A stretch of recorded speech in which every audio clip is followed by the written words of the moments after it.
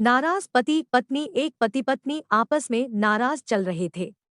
नाराजगी भी इतनी थी कि एक ही कमरे में रहते हुए आपस में एक दूसरे को बोलते तक नहीं थे। दोनों अपने अपने काम में कोई कमी नहीं आने देते। जैसे सुबह पति उठता तो पत्नी चाय टेबल पर रख जाती और ऑफिस का समय होता तो लंच बॉक्स तैयार करके देती। इसी तरह पति भी ऑफिस से आते हुए सब्जी राशन आदि लाकर रख देता।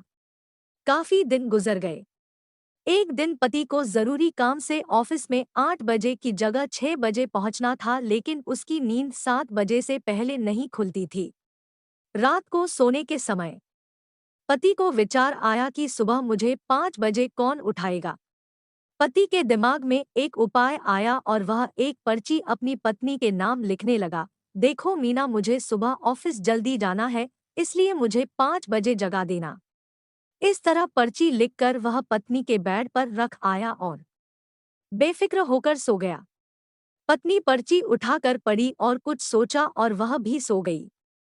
सुबह पति की नींद खुली तो उसने उठकर घड़ी की तरफ देखा। घड़ी में 7 बज रहे थे। फिर उसकी निगाह तकिए पर गई तो वहां एक पर्ची रखी थी।